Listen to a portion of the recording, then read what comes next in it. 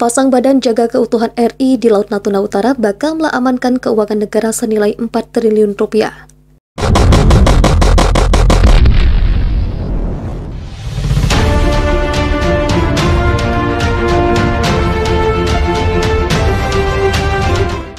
Agresi Cina di wilayah perairan Cina Laut Cina Selatan membuat negara-negara di Asia Tenggara gerah, tak terkecuali Indonesia.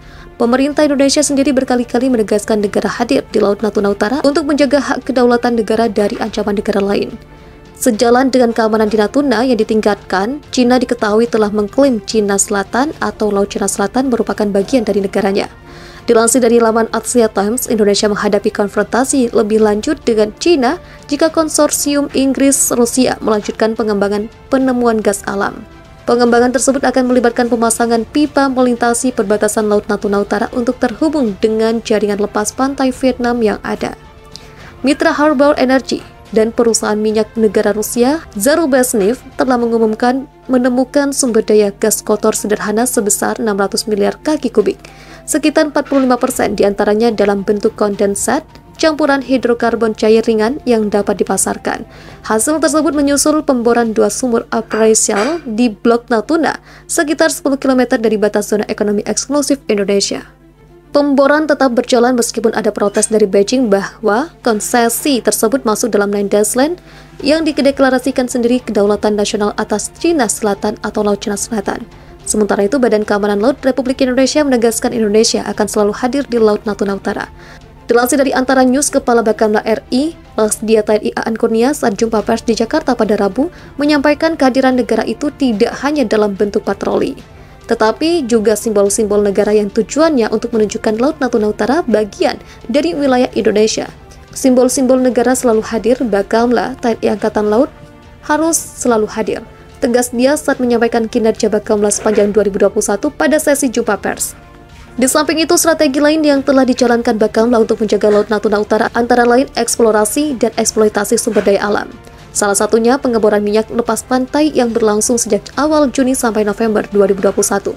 Dalam kesempatan itu, ia menyampaikan Laut Natuna Utara memiliki potensi sumber daya laut yang melimpah. Namun pemanfaatannya masih belum optimal, terutama untuk komoditas perikanan. Kemudian Bakamla juga menjalankan kerja diplomasi sebagai strategi membangun kepercayaan dan menjaga hak kedaulatan negara di Laut Natuna Utara. Aan menjelaskan 3 langkah itu merupakan strategi yang telah dilaksanakan Bakamla untuk menjaga hak kedaulatan Indonesia di Laut Natuna Utara.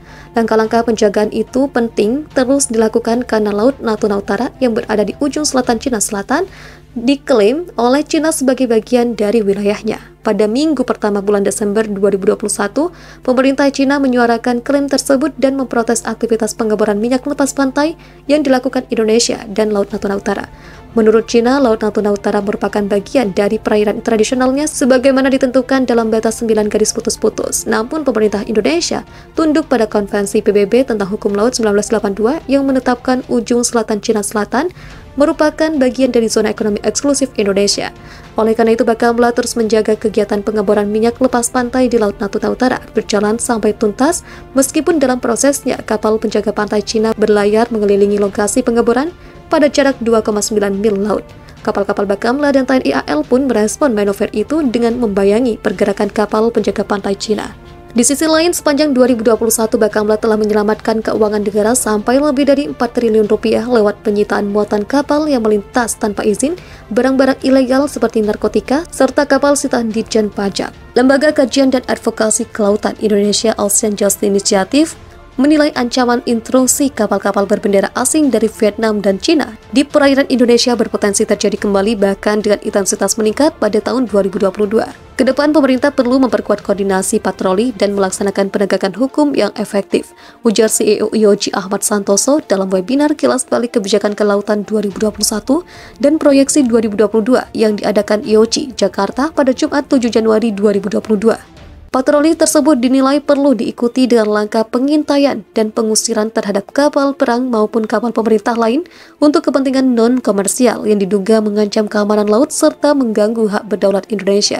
Hal ini didasari situasi geopolitik kawasan, rencana pengelolaan sumber daya alam pemerintah Indonesia di wilayah Laut Indonesia, terutama Laut Natuna Utara, dan ambisi Cina untuk menguasai secara de facto pengakuan fakta keberadaan negara Claim dan Desland 9 garis putus-putus yang dibuat Cina di Laut Cina Selatan. Selain memperkuat koordinasi patroli dan penegakan hukum, Ahmad Santoso menyatakan perlu diadakan upaya diplomasi terhadap negara-negara yang rutin memberikan ancaman terhadap keamanan laut Indonesia, termasuk Vietnam dan Cina. Ikhtiar tersebut dilakukan melalui perumusan peraturan sementara yang dibuat dua negara bersengketa di sebuah wilayah professional arrangement di tahun 2022. Dalam hal ini pemerintah Vietnam untuk melindungi keberlanjutan sumber daya kelautan Indonesia. Langkah selanjutnya ialah menggalakkan riset ilmiah melalui Badan Riset dan Inovasi Nasional untuk memetakan kondisi kesehatan laut, khususnya terumbu karang di Laut Natuna zona timur dan utara yang selama ini dimanfaatkan secara ilegal oleh kapal ikan asing Vietnam dengan pukat hela, alat tangkap dasar 2 kapal yang biasa diistilahkan fire trawl.